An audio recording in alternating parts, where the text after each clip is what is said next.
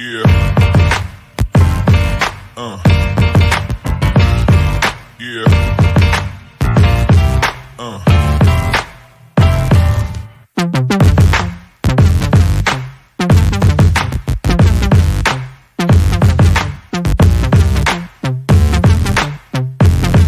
Yo, what's going on, everyone? That was entirely too excited for the topic that we're about to talk about. But regardless of that, we've had a day to think about it, to settle on it, to let the feelings marinate. It's a crappy feeling, but we're gonna power through it. Thank you for joining the show. I'm your host, as always, Elliot Barr, and is joining me two guys that sat there from the 87th minute onward, just looking as like son of a beep. It's Matt. It's Shaneer. How are you guys doing on this beautiful Monday? Uh, Getting over it. Kind of trying to get over the hump, get over that sucky feeling. But doing good. Doing all right. There you go. Positives. Matt, I'm nervous to hear your answer to this question. How are you doing, sir? Big Ten champions, y'all. All right, already deflecting. There we go, Matt. Repress the feelings. Just put them away in that little box that you don't have to open up till next year. I mean, that's what you're supposed to do, right? Yeah, probably. Most of the fact. Like, I'm not gonna lie. Like, I got home and I don't know if you guys have ever done this, but you just like, for me, like, if the Kickers lose bad, I will play FIFA and I will just play until like, all right, I'm over this. And I think I played like 4 or 5 games, just obliterating people, just to get over the feeling of what happened on Saturday night. Yeah. No, sadly, been through enough of these over the years, whether it's the Kickers or other teams. I'm a fan of that. Well, the kick in the nuts wasn't. It was more of a glancing blow rather than some of the absolute direct hits I've been dealt in the past. Nah, yeah, this one is not okay. I'm not gonna say it's not hard. It is hard, but I think the thing that makes it a little bit softer is that regular season championship that we have, where it's like at least we came out this year with something positive. I mean, flip side of that is that make it sting a little bit more because the expectations were raised so much. Yeah. Maybe so. Maybe so. But we're gonna chat all about it, talk about it. I mean, Let's there's not a use that word. oh yeah. Okay, sorry. Too soon. We'll talk about that. I mean, there's a lot of questions to talk about, definitely on Darren's side about substitutes, talk about what players could have came on, how did the goal come about, why didn't Richmond attack with a man up? It's a lot of things. But before we head in all that, just want to say, take a moment, make sure if you're watching this on YouTube, like, share, and subscribe. If you're listening to the podcast, go to YouTube, like, share, and subscribe. And also go to our website and check out our articles because we're going to start doing a lot more content because the season's done and there's no championship final that we need to be concerned about. There, I said it. Let's go ahead and start out talking about it. Lineups, guys. We pretty much were fine with this lineup, right? Yes, no? Yeah. I mean, for me, that was the lineup I was looking to see. That I think going by the season, that was our strongest lineup available, and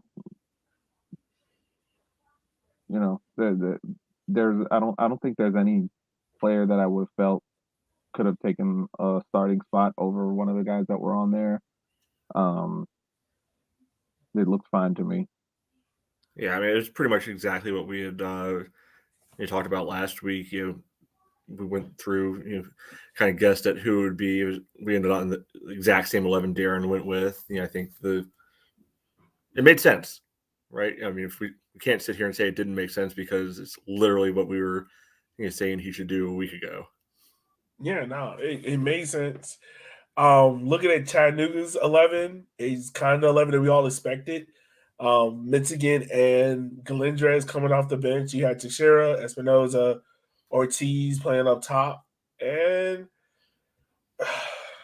the first couple of minutes, it felt like a very balanced game. It felt like kind of how the game was going about. I mean, now I know everyone's going to want us to talk about the referees and whatnot, and we'll get to that. But before the red card, guys, I want to ask you, like, how was the game playing out for y'all, and how do you think the kickers were going about taking advantage of the opportunity to hand it to them before the red card?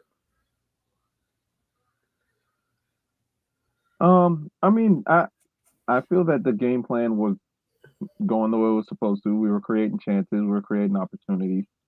Um, we really looked threatening for a big part of the game. Um, and I even think after the red card, there were moments where we still looked threatening, where we still looked like we were looking for that goal. I to be honest with you, the sense of caution, I can see why it happened. Um, but to start with, we started off good. Yeah. Yeah, I mean the first part of the game, went pretty positively, in the kicker's direction. It's never going to be like a one-way traffic the whole time, and it's partly by design. We've talked about this a million times. The kickers are a team who prefer not to have the ball, all things being equal, which, as we get to later on, might prove to be a problem. But there are two big chances not right before that happened before the sending off, and they're both opportunities for the kickers. And I know you say you don't want to talk about the referees, but there's not going to be a way around it with these two chances, right?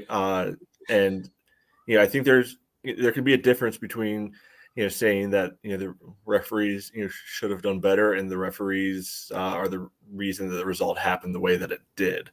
I think they can be two separate statements, and that's fine because you get that first one in what is it, 8th or the 9th minute, something like that, where I think it was Bolaños just set a roller of a shot, in towards goal, like completely non-threatening from 20, 25 yards, something like that.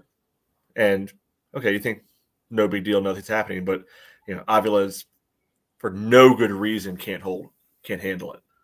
Like, what's this guy doing? Why he doesn't hold that clean. Yeah.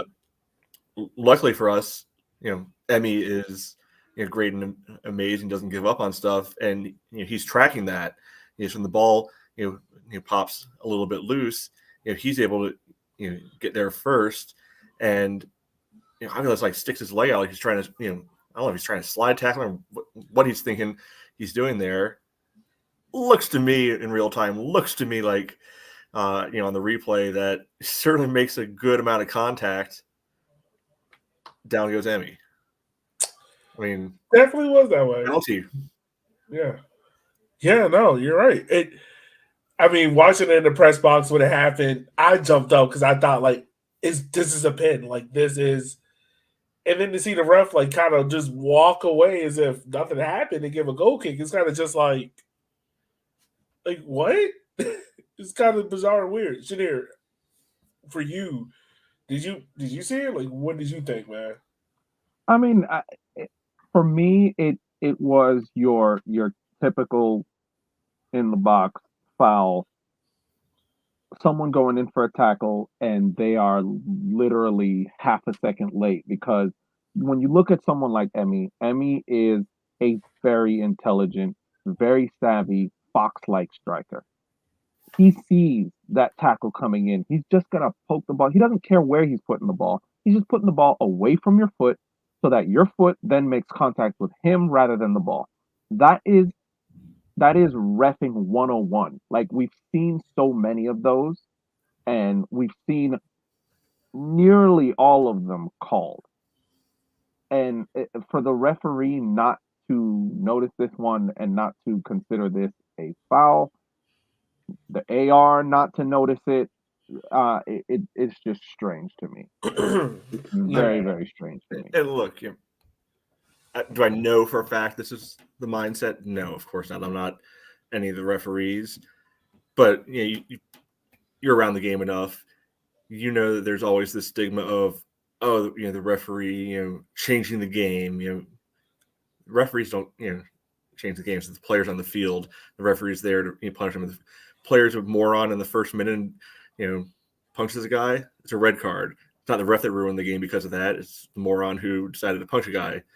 In this case, the keeper, commits a foul in the 9th minute in a playoff game. Plus a penalty, just like he does it in the 9th minute of, game 2 of the regular season, right? So you're in the referee in that position. You can't be afraid, to make a call just because it might affect what comes thereafter. Because and I know I may be, I know I may be kind of stomping on non-PC ground here, but I've heard so many times with regards to things like makeup calls and not trying to make a call early in the game to ruin the moment or stuff like that. I've heard, people who are advocates for referees or speak for the referees or officials themselves, they say, oh, that is not something that happens at all. BS. It happens all the time. I've coached, I've watched games, I've seen the way things play out. Refs make makeup calls. Refs make certain calls in games because they don't want to be the reason this team lost. And if it's something that it can be argued, they don't want Chattanooga jumping down their throat because they called a penalty or something of that nature. Another thing that is a big thing, as you look throughout the season, out of these two teams, I think out of almost all of the teams in USL League One, I think the Richmond Kickers is the team that is most notorious for not mobbing the referee. I don't think I have ever seen like the Kickers players on the field mob the referee. Yes, I've seen one or two go up to the referee when a bad call is made, but I've seen Chattanooga mob the ref. I've seen Greenville mob the ref. Union Omaha mob the ref. Tucson mob the ref. The Kickers are known for that. And all of these things are going through a human being's mind. And I'm going to say a human being, I'm talking about the ref. And we need to remember that this person's a human being too. All of this is going through his mind. And he took the easy route of making the call in favor for the team that is most likely to mob him. And he doesn't want to have to deal with that heat. I know this may not be true, but in my opinion, that's what it looks like because it's a clear foul. I think it's more the easy call of not making the visible, highlight play. Because if there's a penalty, on there, that's going to get noticed. If you don't, make a certain call, that can maybe, get forgotten, lost in the mix. Yeah. My bad. And I think the reason why we're looking at it so much is just because, like, throughout the duration of the game and definitely the rest of the first half, the ref was giving cards on both sides. Couple fouls went through, and then cards started coming out, and then we have the big challenge. Teixeira going in on Ethan Bryant. You're skipping ahead though. I know. I'm just skipping ahead. I'm just talking about like the cards in general. Yeah. I'm just saying, like in general, in that part, it just seems as if like, Shannon just making a point of like, all right, this ref was hesitant in that moment, or like, hey, I don't want to do this to affect the game. But then, the rest of the half played out, and he's, what was it? I think we had more cards in that first half than shots on target from both sides, and that was just crazy to me. But my fault. I wasn't trying to jump too ahead about the rest of the first half. Yeah, and again, just because the next thing is also going to involve the referees. Even if, let's say, the penalty is given and Emmy scores the penalty, it doesn't mean that the Kickers are definitely going to win. It doesn't mean that Kickers are they can still lose the game quite easily. It'll be a different game. That's all it is at that point. Yeah, it is. Just a different game, and it's like that sliding doors moment. Like I said on Twitter, like what could have been. You sit there, you think about it, you're like, all right, it didn't happen. It doesn't excuse the Kickers of the inability to break down Chattanooga, But moving on from that, I'm going to talk more about what was going on in the midfield. And Matt, I was talking to you about it when we were walking over to the post game interview, which, by the way, if you haven't listened to, we have that recording up on the feeds. If, make sure you go listen to that as well if you want to hear from Darren and everyone after the game. But more of my frustration was just more in some of the wasted chances. And not saying they weren't good chances, but some of the wasted chances in the final third from Ethan Bryan and Bolaños. It kind of just seemed like a half a second of just hesitation or making the wrong pass at the wrong moment, Maybe a little bit, but Yeah. I don't think there's anything that was terribly different than what's happened all year. Like, you're in the playoffs, you're not going to get the same amount of space you get in the regular season. You're not going to get these openings, and it's not state secret that Bolaños is going to try to get released down the line. It's not a big secret that Ethan Bryant is going to try to do a little bit of dribbling in the midfield, that Neil's going to do more floating, things like that. So yeah, I hear that a little bit, but conversely, Zaka, Dakota and Jalen were doing a good job of even before the red card, keeping Espinoza and Ortiz and any of them from really making anything happen either. Right. Matter of fact, let's go talk about that point. Really, that back four and Zaka, they did a fantastic job up until, of course, the goal. But they did a fantastic job, man.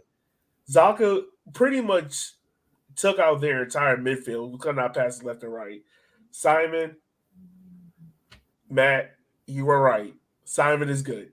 And this is probably the most attacking I've ever seen him get up and down that wing. But defensively, he did a real good job with Teixeira and Ortiz on his side. But what were your thoughts about the back line and Zaka and whatnot? I mean, I feel that the back line was solid. When you look at the chances created, we absolutely dominated that. The Chattanooga really only had 6 shots, and only 2 of them on target. Basically, 1 save for Akira. The defense did their job.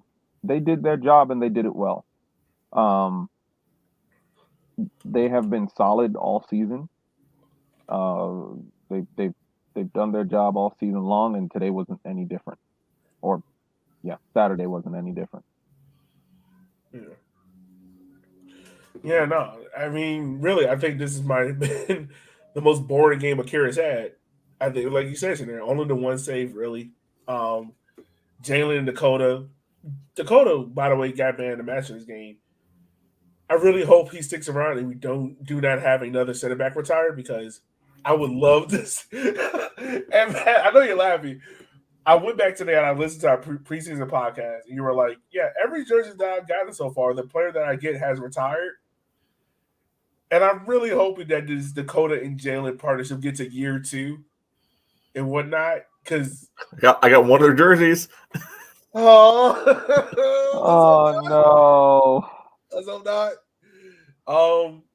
But yeah, that's a really good partnership. And I know people are really hyping up the Tormenta partnership, but this partnership that Richmond has between Dakota and Jalen, it is solid, and they play well to each other's strengths, guys. Oh, you mean people who don't actually watch League One and who really only watch the championship and just try to hype beast stuff? Yeah, absolutely right. Absolutely. Shots fired. I'm not even going to put our guys. I might put freaking Leah, the most reliable partnership. Yeah. Center back. Not Josh Phelps and Dangler. Yeah. At best third. At best 3. You can go with the Omaha guys, possibly ahead of them. I'll put them. Yeah, 4. I would too. I would too. The way that they link up, I would too. Before Touche blow up his leg, on our field. Yeah. Yeah. Okay. Sure. Yeah. Sure. It's still odd to see him play that next game, but that's in another. Yeah, that was very strange. I was like, wait, I thought he practically broke his leg at City Stadium. Why is he in the starting 11? Like, what's going on? But You mind if we go talk about the ball that actually went in the goal that we scored? Oh, the free kick. Oh, man, I mean, very quickly, guys. Do you think Simon was offsides? They called Jalen offside. They called Jalen. Okay, so I was in the press box. I thought they called Simon offsides and whatnot, or Simon for interference. That's why I thought they waved it off. I'm not gonna lie. I went back and looked at it. Jalen looked kind of on sides to me. I mean, looking at the video, the camera's angles just aren't there to be able to tell. Yeah. Like, I mean, I suppose it's possible, but Yeah, Yeah, that I seems mean, like another opportunity that kind of just didn't go another in our marginal favor call. or whatnot. I mean, that would have been the classic just fugly goal that you see happen in knockout round games so often. Yeah, Like the ball barely getting over the line. It definitely got over the line. Simon would have had the goal, and I mean, what a story that would have been. Hometown kid. Matt, if What? Simon, okay, sliding doors moment. If Simon scores that goal, how much of your collective stuff do you lose? I mean, it's no more than anybody else. Matt, you would have. Oh my god, that would have not lost for, his for me. absolute mind. The player for me who that would have been, it would have been Luke. If Luke had come on and scored, I probably would have gotten arrested because I probably would have ran out on. I just want you to know right now, if Luke would have came on that field and scored, I would have ran on the field butt naked like John did. I would have shut down the whole game. There's also a big difference between that happening like the 23rd minute versus like a 90. That's fine. Right? No, to be honest with you, with the way the City Stadium was bumping, if kickers had found a way to equalize in the 90th minute, I think there would have been a pitch invasion. It might have been a mini earthquake. The tension in the stadium, you could feel it. It wasn't just in Section O. It Oh was no, dude! there. That tension was in that whole. It was everywhere. I don't know. I mean, that's a good point too, that you bring up. Like the tension in the stadium. You hear from players. Like, do you think they felt it? I don't see how they couldn't, because it was palpable. Like, it was everyone there, practically full attention. Even people up on the concourse. Normally, those are the people that are half paying attention to the game, chatting, talking about their dog.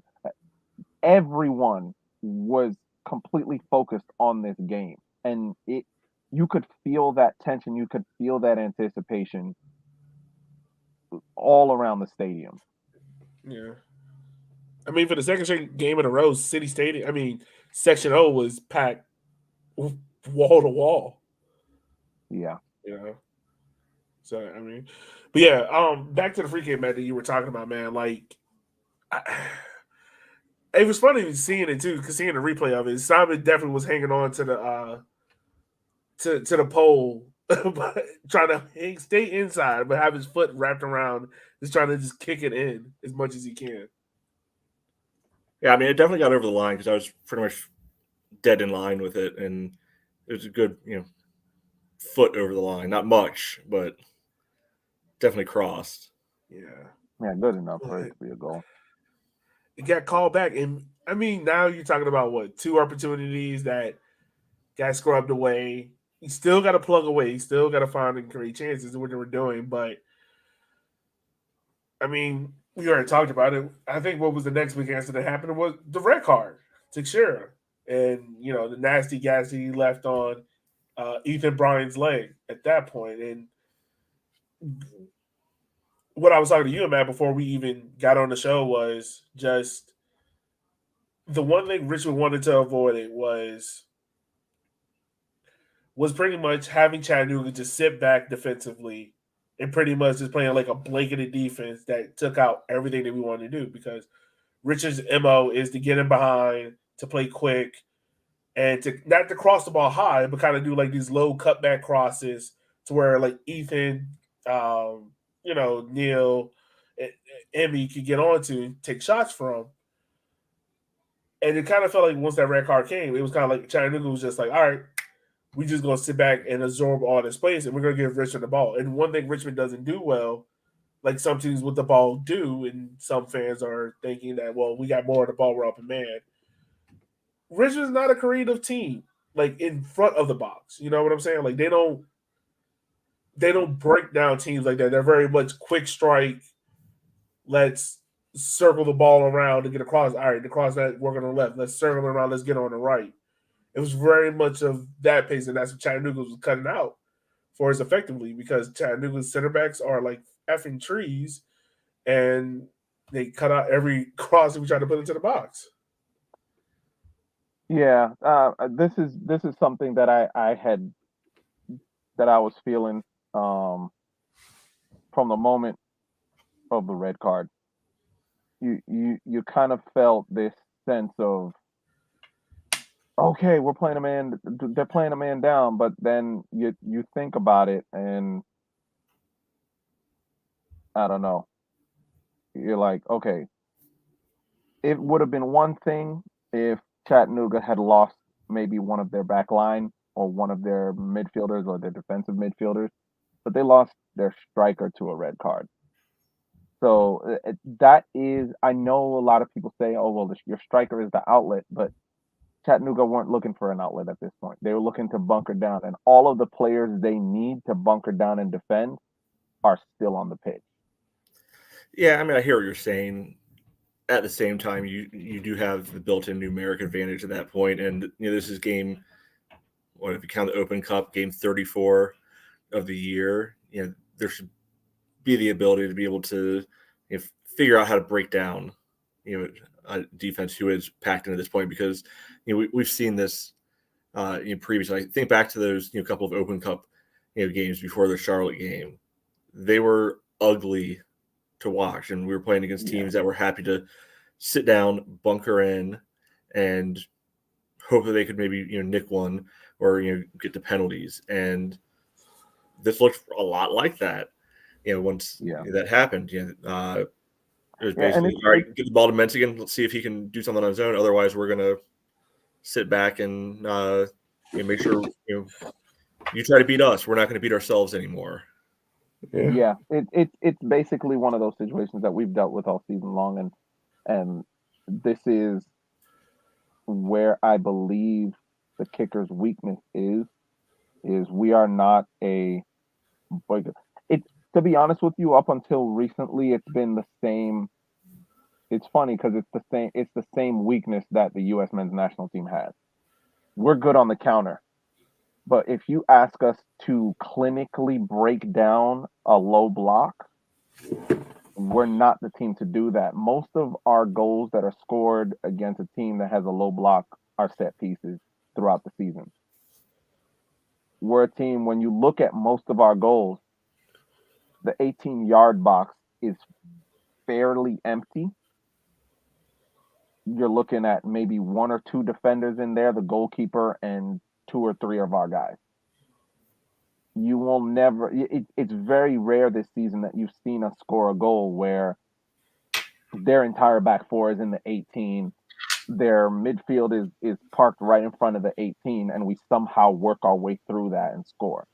So with us going a man down, and not only going a man down, the manner in which Chattanooga went a man down was in a manner that they did not have to rejig. They didn't have to reorganize anything.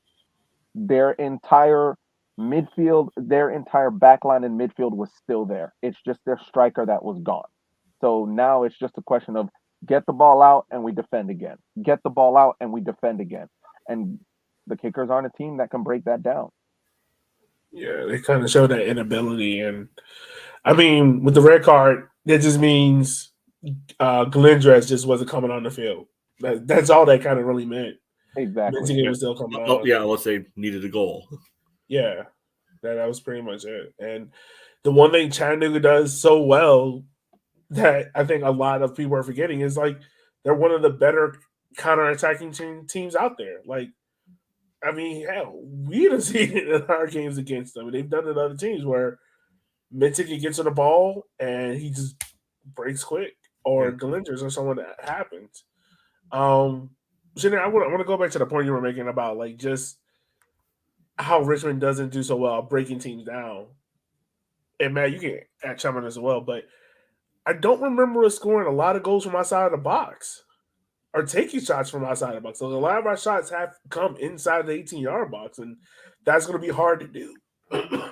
That's going to be hard to do given the amount of people that are in the box and the amount of space that Chattanooga was giving us at the time. Exactly. Yeah. So that again, that when you look, our goals from outside of the box, I think, have been scored by Neil, Ethan. I think Bolaños had one or two from outside the box. Bolaños had one that was like right at the edge of the box, definitely. Right at the edge of the box, yeah. Emmys, but that's an outlier. Yeah. And so you're looking at a team that doesn't. I feel that the Kickers have never been a team that shoots from outside of the box.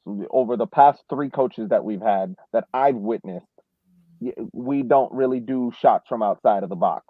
I think that's a Richmond Kickers culture thing. But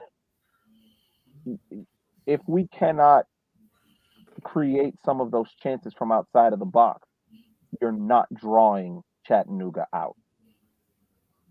They're happy to sit 11 behind the ball, or in this case, 10 behind the ball. Most of the guys in the 18 come at us if you can. And that's basically what the rest of the game was after the red card, especially for most of the second half, for pretty much the whole second half. Yeah. It was there were no, there was no counterattack for the Kickers in the second half because there was nothing to counterattack. Chattanooga were in their own half, were camped in their own half. Or it even seemed like moments where we had a chance to like get in behind. It was like Chattanooga would get there, shut it out, and now we kind of recycle the ball up at the top of the box. And kind of, to me personally, the second half, that progression was really slow. Because like we would try to have Bolaños go down the left, and he would try to break it behind, and he wouldn't. So he would recycle the ball back, and Simon would switch it over to Neil or Zaka in the middle, and then we get switched over to Payne, and it wasn't as quick as you need it to be to break down a low block like that, I mean, but there was also no penetrating passes in the middle to make Chattanooga worry. So only thing Chattanooga had to do was like really like, all right, if we protect the wings, we know we got Navarro and Mao back here that can take care of the keeper, Well, that's true, but I don't think there is when they're sitting as low as they were. I don't think there is a way to switch the point of attack quickly enough, and that's what brings me back to what you brought up with regards to the shots from outside the box. That's what creates that space. Have a couple of times when you're pushing forward, have Ethan rip a shot from 30 yards out. Have Zaka rip a shot from 32, 33 yards out. Have Neil rip a shot from 20 yards out. That will make Chattanooga feel, okay, we need to step out because one of these could go in. Because if you look at their goal, that was a pop shot. That was I wouldn't say it was a hit and hope, but that was unexpected. And that's what could have happened the other way around. If we and they would recognize that after 2 or 3 times of that happening, it would force them to have to come out. And when they come out, that's your space that you create.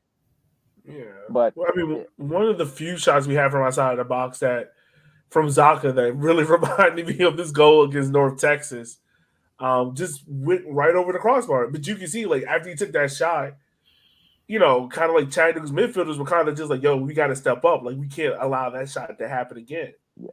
And whatnot. And, hindsight's always 2020. You always think about what you could have, should have, would have done. Yeah, because let at the end of the day, let their goalkeeper have to make a save from a shot ripped from 25 yards out. And you've seen it in every league that you watch. If a goalkeeper has to make a save from a shot 25 yards out of the box, they get up from that dive yelling at everybody. And that would force Chattanooga to be like, okay, all right, we got to defend our goalkeeper. We got to protect our goalkeeper. We got to push out. We got to stop the shots. And the shots are coming from further and further out. Then you're creating the space in behind that Bolaños, Terzaghi, and Bentley or Gordon can work out of. Yeah. Any other thoughts on the second half before we talk about the disaster goal that happened? I mean, I think we're going to talk about the other topic is separate. So now let's get it over with. All right. The moment that made City Stadium the quietest I've ever heard it. 86th minute, Rafa Michigan was driving down the right wing at Simon Fitch, and me and Matt talked to Darren in the post game. Which, by the way, Matt was so funny in the post game because not only was Matt like, you could tell Matt was like amped up, but the question he was asking to Darren, you could tell Darren was like getting slightly irritated, and I'm just sitting there, I'm just like, this is good. This is good TV. Because I actually asked him a follow-up question, didn't let him just give a canned answer. Yeah, no. It was like, no, this. And he was like, and he gave you a little week afterwards, and I was like, Yeah. oh, No, yeah, I don't think he was like really upset or anything. nah. But no, like he talked about it. He was just like, he was telling Simon, don't let Rafa get inside because we all know what Rafa can do once he gets inside. He's going to release that kind of shot. Yeah, and he did it the week before. He had a really nice goal, put Omaha out. Yeah, and it happened again where pretty much Simon's going down, and he doesn't. Rafa, I think he does like a chop. If I'm trying to remember correctly, he does like a chop, and he cuts back inside. Simon's not quick to react to it. It is like that split second. Rafa just puts it onto his. I'm trying to show myself his left foot, and it just curls all around Akira. Like it's the perfect bend, the perfect speed, and it's nothing Akira can do in it. Like Akira's just pretty much left there to dry. Well, I to be honest with you, when I watched it over and over, because I saw it when it happened, and in that moment I wasn't thinking anything tactically because my heart just dropped out of my chest into my stomach. But after looking at it, I don't think there was too much that Simon could do. He didn't really stand off of Menzigan. No, he didn't. The only thing, I think that's he was close enough that you would want him to be, especially with the thought that Menzigan could probably then cut back to the outside and be able to make a cross in if he gets in too close. Yeah.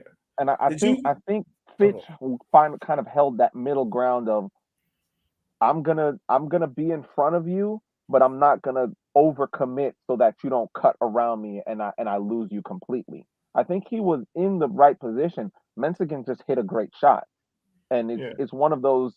I think this was one of those goals that I don't know if much blame can go to anyone apart from what we've talked about. Yeah, we need to be able to break them down because no. Yeah, there's no blame. It's just like when Darren mentioned it, and my fault, man, I didn't mean to cut you off, but like Darren mentioned, the only two things that potentially went wrong in that play was the midfield didn't get back quick enough, but that's also like you mentioned because they're pushing up to try to score a goal, so they're all the way pushed up, and Simon just has to keep them outside, but Rafa does the move unexpectedly and catches Simon when Simon is still pushing him, trying to push him out. Yeah, but again, the situation with Simon that comes from the midfield not coming back quickly enough because you could see this was basically a counterattack, and you had numbers in the box that Menzigan could cross to. So if the midfield is covering the way they're supposed to, is tracking back the way they're supposed to, I don't think Menzigan feels he has the space to cut back and in like that. Because cutting back and in would mean running into either Bolaños or Ethan or Neil or Zaka coming into that space to cover. But literally, Simon is left alone by himself. And when an attacker is facing a defender, the defender is always at a disadvantage, which is why anytime an attacker receives the ball with his back to goal, the defender's first priority is to keep them facing that way. Because once he turns around and is facing you, he's at the advantage. He's the one in control of the ball. He's at the advantage. And in this situation, it's 1v1. The 1v1 always favors the person with the ball. My phone, man. I didn't mean to cut you off. What were you trying to say, man? I was gonna say, I mean, yeah, if you really want to like nitpick at things, yeah, you could say, okay, maybe Simon could have, stayed a little bit closer, or, tried to, drive him hard, to the touch line and, let that help out and make him make a, good cross. Yeah, I think if anything, you can say, I don't even remember who it was that just got blown up on the ball, in the midfield. Like, that's, way too easy of a release, when Chattanooga first wins the ball to be able to, come out and start the counterattack. So, like, there's little things like that, but I mean, it's also the 86th minute. Exactly. Point. But I don't know if it's just the fatalist in me or whatever. But as soon as that ball started coming down the right side, it's like, OF, this is not going to end well. No, it's not you, man. You can see Chattanooga was trying to build to that. And once again, this goes to what Richmond was doing. It was pretty much like, all right, we're going to build stuff out of the wing. And I'm the firm believer of as soon as you see a team start crossing and not trying to try anything else, there's a devoid and lack of ideas. It's pretty much like, all right, just pumping as many crosses as we can. And that's not Richmond's MO. Like Richmond doesn't win games just off of just pumping and crossing because it's not like we have like a 6'5" striker in the box either, or like tall midfielders. So that's not Richmond's MO. So Chattanooga's betting their hedges on that and breaking it out on the wings, given that we're pushing up so high in the space in behind. And that's all they were trying to do was just try to get Michigan or I think Ortiz was still in at that point. I mean, Espinosa in at that point. Came on for Ortiz, but I mean, even if we go back and watch the highlight reel, all the Chattanooga highlights are just Michigan running at her, defense from the 70th minute on. Yeah, it's pretty much just to get him one-on-one in space because they know, like, all right, he's open. And it's just the perfect combination of everything that you didn't want to have it happen. Yeah. It's just how it happened. Because you got to think about this. I know earlier on, Matt, you said with regards to the penalty call that wasn't made or the free kick goal that was disallowed. If either one of those two go in, there's a very, very high chance that Richmond goes away with a win in this game, because then that would literally flip the roles that actually did happen. Richmond is up one. Richmond can sit back and defend. Chattanooga are like Richmond. They don't like the ball. So they would have the ball. No, I would say Chattanooga's a little bit better at the ball. They're better. I know what you mean. You're thinking about Chattanooga old. This Chattanooga, they're a little bit better with the ball. But if we score, Chattanooga has to step out. And that plays right into our hands of being a team that likes to get you on the counterattack. So if Richmond scores one of those goals, it's very likely we're scoring another one. Right, but Chattanooga, second most on the ball in the whole league this year. Yeah. Like they don't mind playing with it. So I think they don't mind playing with it. Yeah, you're right. They don't mind playing with it, but at the end of the day, I think the kickers would be a lot more comfortable because, like I said, because of the fact that now Chattanooga have to go chase. They have to step out. They cannot sit back and defend. Yeah. That being said, that would play right into our hands. Well, that being said, I don't trust this team to actually keep a clean sheet, so they would have needed another one. And that's what I'm saying. We would be very likely to get another one because Chattanooga would have to come out to go and get one. That's when we're at our most dangerous. We're at our most dangerous when it's one of the reasons why we have most of our games that we've won, we've scored 2 or 3 goals in. It's because when we score that first one, the other team has to come at us, and most of our goals come from the counterattack or the chaos in the box resulting from a counterattack. You look, for example, at a lot of the goals scored with head by Terzaghi. Terzaghi is like what, 5 foot something? He is not tall. Why is he winning a bunch of headers? Because there's chaos in the box, and we thrive off of that. Because that chaos is created by the counterattack. We were 2-0 on them last time and couldn't close that one out. So just being up 1-0, I don't think is a sure thing. So yeah, I mean, my bad. Whew. We can talk days on end, possible scenarios about how this goal broke down. What could have happened there? I think one of the questions that we do need to talk about is the lack of substitutions. Only the one sub in O'Gordy. He came on for Bentley, like for like sub. We've seen that sub, but we didn't see the kind of typical other subs. And Matt, you brought up a good one of, well, if you're looking for a goal late, why not bring on Ani? You know, we've seen that stuff before where he brings on Ani, he pushes Dakota up, he takes Zaka off or Ethan off. Or, you know, Stu Ritchie was on the bench. Why not take Stu off? And for Simon, one that I was in favor of before the goal even happened. I was, you know, 65th, 70th minute. I'm like, all right, take Simon off. He's done well. Put Stu on. If you're looking for someone that can cross the ball into the box, we've seen that from Stu. But talking to Darren in the pros game, he pretty much said like he trusted the guys that were on the field to get the job done. And Matt, you pushed him back as you should have.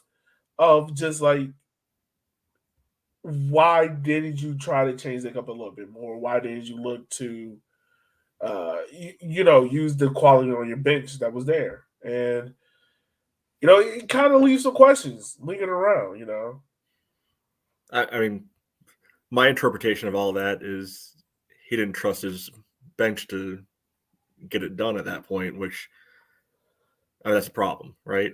Yeah, like, Yeah. You know, because I agree, you know, especially on the Stu for Simon. Yeah, but we talked about that exact scenario last week, right? he did. The exact way it was playing out. Like, hey, we're going to be looking for a goal. You can get Stu on there because he's a lot more naturally attacking than Simon. Like we like Simon, but yeah, he's getting forward this game, but he's not Stu in that regard. Right. And really, there wasn't a whole lot of defending that needed to be done in the second half. So if you're pushing for it, great. And then, hey, you get the goal. It's not like Stu Ritchie is a bad defender, to have on there to help close out a game. No, So, and I have to believe like that. That's the most confusing one for me of why that change wasn't happening, especially given the seeming a dependence on cross balls, but also how well that Stu and Bolaños had combined during the course of the year on that left flank. Yeah, and it just also seems like I know he's coming back from which he hasn't played in a month, but if he's healthy enough to be on the bench, I have to imagine he's healthy enough to give you 15 minutes, possibly another 30 if we go into extra time. Yeah, and if he's not healthy enough for that, why is he on the bench, not Chris Cole or somebody else who could give it to you? Right. Well, Chris Cole could, went- because I talked to him. He said he picked up a knock, but Okay, well, substitute somebody else's name in there. right. Yeah. I think the other one that just kind of caught my attention was just Nathan Ani. We see what Ani's done before in the box. We see his big forehead get onto the end of crosses, get onto the end of the balls. I would think like, all right, I know he said that I wanted to trust my midfield, and that's fine. That's dandy. I'm a huge believer in believing the guys that brought you to the party. That's cool. But at this moment, you kind of got to put that to the side and be like, all right, who's the players that give me the best opportunity for what the tactic or what the layout I'm looking to do? And I hate to say it, Zaka doesn't give you that. Zaka's not offensively progressive enough. He's not. He's great at cutting out crosses and whatnot, cut out chances.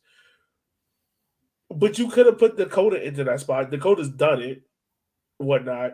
And you could have had Audie and Jalen up there because you already pushing Jalen up to be a striker. It's just kind of just wondering, just like, all right, why the lack of substitutions, at this particular moment, because that's not something that you particularly done before in other games where even if we're down, like even like the Fuego game or other games that we've been down before, you've made substitutions late that impacted and changed the game. Yeah, the Ani one, I mean, that's specifically for after the goal. was scored. Like before that, you don't really need to make that change. But yeah, once you're down and you know that the offense is going to basically become pump the ball into the box. Yeah, put the big massive target up there and give yourself a little bit more of a chance. Okay, maybe you end up loosening up the back line a little bit more, but at that point, what's the difference between losing 1-0 and 2-0? Yeah. At that point, it's no difference. And I mean, it does kind of have shades of the last 2 years, how they kind of ended. Chattanooga 2020, kind of how that all ended. Yeah, just needed a win at home against Chattanooga to make the final. Right. And granted, there were injuries there, but still that opportunity there. Which, by the way, I went back and looked at that lineup from that game. Whew. Not good. I want to ask you guys this. Do you remember who played striker in that game? Hold on. It was Luke, wasn't it? No. Yeah. Luke played left back in that game. Guess who played striker? Because Terzaghi was on the bench. Right. I knew Emmy came on late because he was injured. I know Oleg scored, but I don't know if he started at striker. Nope. He was on the wing. Hold on. Who the hell? Stanley. Nope. Gianluca Cuomo. Okay, there's no way he started at center forward in that game. Yes, he did. He started as striker in that game. Are you sure this wasn't a fought mob, gets the positions wrong all the time sort of thing? No. Luke at left back doesn't sound right either. Well, I mean, Luke has played left back on several occasions. But that was a Scotty Thompson position that year. He played Cuomo was playing center forward that game. He was playing center forward. Whatever. Yep. To that point, though, another late substitution. I mean, we heard all the hype preseason, like, oh, David Olson, best finisher on the team. I mean, hey, please come on. You got Emmy on this team. Yeah. Put some respect on his name. Mm-hmm. You got a center forward that you're not willing to just toss on there to give a hope and a shout, to get a late goal. Yeah, I mean, I'm not gonna lie. Like, okay, Candela, you're probably not throwing him on there, but Luke, Olsen, before the goal, I think it would be a good idea to put Candela out there to give you some more creativity. We're gonna find one way how to put him on. Shadir was gonna find a way how to put that boy in the field. No, but I mean, we just talked about how there was a lack of creativity. There was a lack of ability to break down that low block. Shadir, we're for now on. We all got our guys. President of Candela. We all got our guys. I'll take it. I feel that underrated, underappreciated. Let's go. Yeah, I mean, it's just. I don't know. It's just we had we named them all. We had players on that bench. Richie could have provided more crosses. Arnie could provide more of a target in there. Even Luke Pavone could have provided more of the chaos we need in that box to create opportunities. I mean, the only one that I haven't seen enough of him to know that he would provide enough is Olsen. I mean, apart from that, almost every other player on this bench had the ability to do something to make a change, to change the image of the game in those last 3 minutes, or even before those. I would say before those last 3 minutes for most of them. Yeah, most definitely. And Matt, before, I mean, like we was all talking about, the ending that happened last year, FC Tucson. Just how the regular season ended out there, and then having to play them in the last game, and it's kind of like mirror image. I swear, it's. Given this is Halloween weekend, it's very crazy to see how that last year's playoff game ended and this year's playoff game ended. 2 games that the Kickers were more or less in control of, and then one crazy moment, and we're out of the playoffs. Yeah, literally only a minute apart from when they happened as well. I mean, it was pretty much the end of 2020 and 2021 just merged into one game. And both of them, Akira just left hanging. Like, Akira cannot save them. Yeah. Still wonder a little bit about last year's, but yeah, it's it sucks. It sucks. It does.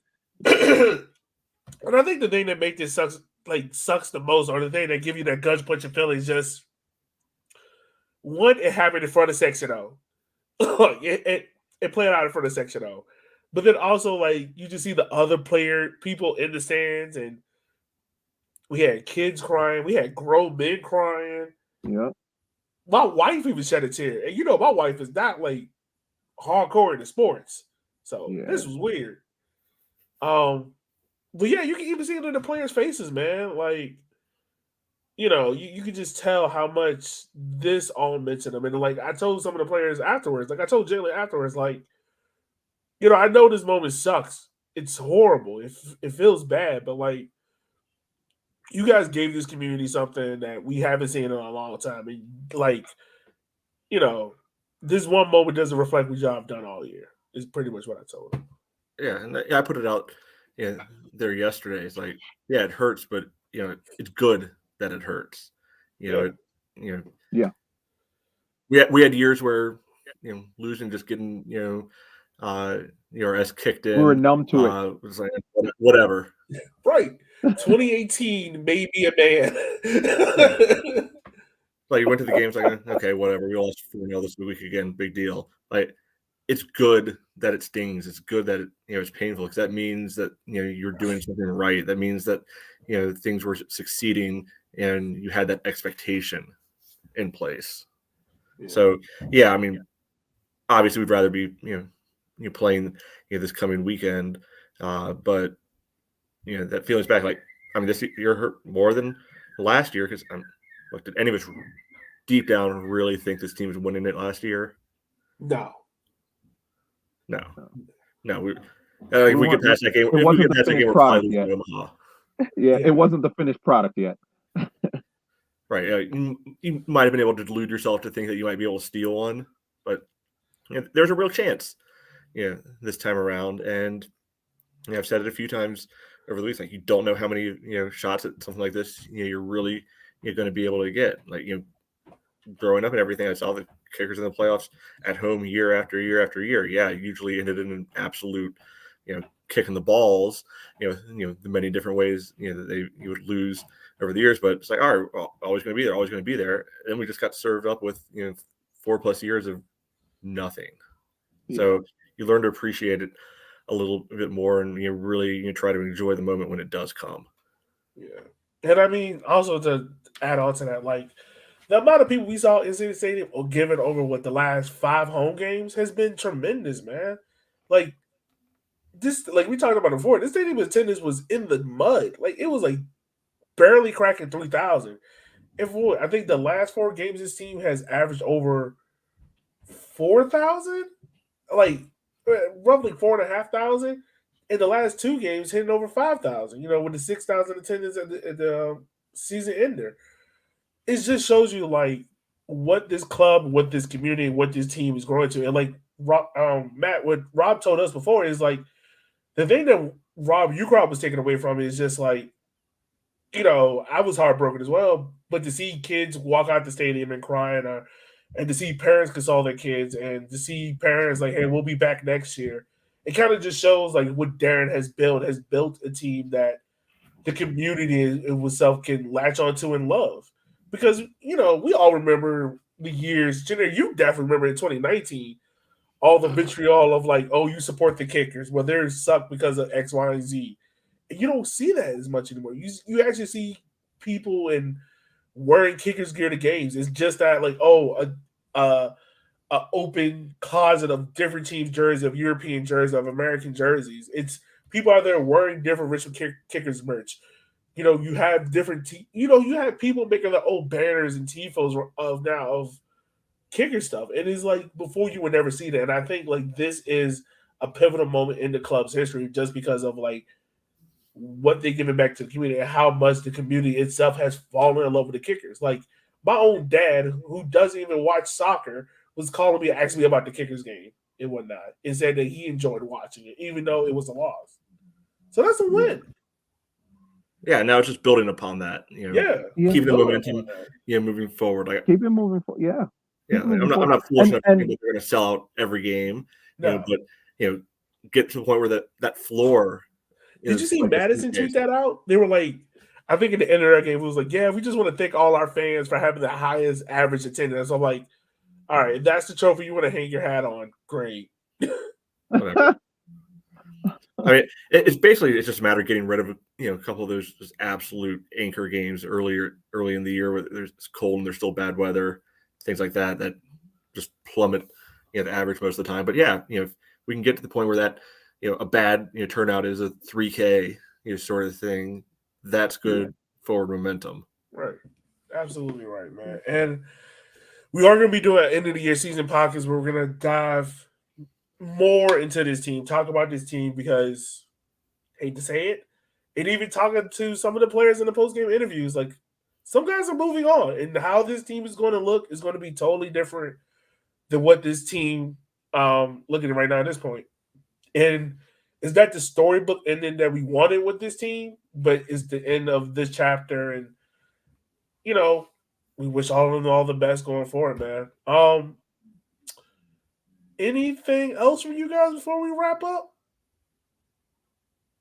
I mean, I know we're gonna go into it as on the season wrap up episode, but I think one moment that will always stand in my memory from this game was at the end, before the players had even come over to the Red Army, was Darren coming over and repeatedly saying thank you, and me just having that urge to just yell no, thank you, because what Darren brought to Richmond, I think, was beyond when he first took the job 3 years ago. I think it was beyond all of our wildest dreams that we would have been at this point. League leaders with 5 points to spare, league MVP, a Golden Boot winner 3 years in a row. I don't think we would have seeing the stadium 5,000 plus 2 games in a row. This is all from the type of soccer that Darren brought to Richmond. Yeah. And yeah, it sucks to go out the way we did, but it was a great season. It was a great season. Yeah. Anything from you, Matt? I feel like we covered most of it. I mean, one step forward. Made the quarters last year, semis this year. Next year we finish off the trilogy, right? This was the Empire Strikes Back. Yeah, let's win in the final. I can't. Oh my god! If we lose in the final in City Stadium, yeah. So all right, this is actually a terrible, hypothetical, but I'm committed to it now. Oh god! Going out the way we did, or going out the way Greenville did? Because I mean, they literally handed Tormenta their goal. They really did. Yeah. They really did. I saw that one. I think go out the way how we did, because I can live with it. I can live with it. Yeah. Going out the way how Greenville did, it just feels like, I don't know. It just I don't know. Both of them suck. Well, yeah, I mean that's why. Yeah, both of them suck, but at least the going out the way we did, it's more of a situation of it sucks. Chattanooga, well played. It's one of those situations. You got I wouldn't beat by even say Chattanooga. I wouldn't even say Chattanooga well played. I would say Mintigan well played. And you got to hang your hat to a shot like that. Their defense deserves the credit. Let's be fair. Yeah, their defense definitely does deserve the credit. The way they were organized, the way they kept us out, that is commendable. I'll give them that. Yeah. But Greenville, literally, I mean, it's not even like Tormenta did anything absolutely outrageous. It was handed to them, and that's even worse to experience. Watching your team literally hand the win to the other team that's especially not cool. The team. I don't think, I remember it serves me right. I don't think Greenville's beating Tormenta in 2 years. They definitely didn't this year. Yeah, I don't think they beat them in 2 years. I think I saw a post from Jake, who's a Tormenta fan, Which, by the way, he's going to have a wild weekend with college game day being down there. He's a Oh Georgia. boy. He's a Oh, Georgia God. student as well. Oh, I thought you meant they were going to Georgia Southern. I was like, why? No. University of Georgia, no. But I think he put up a post saying like we haven't lost to Greenville in like 532 days, and I just sat there and I was just like, and I had to go look, and I was like, holy crap, they have it. Well, it's interesting. Greenville is a very interesting team because there are a lot of teams. I wouldn't say a lot, but there are quite a couple. There are a couple of teams in USL League One that have their number, no matter how good Greenville have been. And I think the Richmond Kickers, for a certain period of time, under Darren, was one of those teams that even though they would end higher up than us in the table, we had their number. Yeah. And it was the same with South Georgia. So I guess to finish this off, who y'all got in the final? Give me Tormenta. Storybook ending. Yeah. Why not? I can give it to Tormenta. I would say, I don't know. I think Tormenta has proven that in a playoff game they can concede. Chattanooga has not conceded in the playoffs. So I think Chattanooga's defense is going to be organized to the final whistle. They are going to be like a well-oiled machine. That back line is not going to let anything in. They're going to sit in a low block, and they're probably going to try and run the same type of game they played against us, minus the red card, hopefully, for them. But yeah, I'm thinking Chattanooga. Yeah, I think actually my heart says South Georgia, but my brain says Chattanooga. I actually want Chattanooga to win. It would just be funny to, with all their chaos going around. B, it'd be funny because of all the, the meltdown, just soccer, Twitter and everything would have of it being Chattanooga, winning because of Chattanooga FC and blah blah blah, trying to ruin another team, whatever. That they could have had the spot if they wanted it. So that would be funny to me because I have dark humor. But also, selfishly, I thought Chattanooga was going to, my preseason pick to finish first. That thankfully I was wrong on that one, but at least I can pretend I was a little bit right if they end up winning the playoffs. Yeah, I mean, hey, Ian Cameron was my Coach of the Year candidate, so I guess I'm going to be right on that one. Yeah, but before we wrap up, there are a few kickers who are in the running for awards. So tomorrow we'll find out if Jalen wins Defender of the Year. I don't think he will. You won't. Yeah. Ethan Bryant has a good shot at Young Player of the Year. Absolutely. I think it's his. I think it's his. I think it's his. Absolutely. Darren is up for Coach of the Year, which 50-50 now. Yeah. I think with him losing this, I hate to say it, I think they're going to get the edge to Ian. Also, because Darren hasn't been selected for a Coach of the Year, Coach of the Month this year, and that is not going to happen.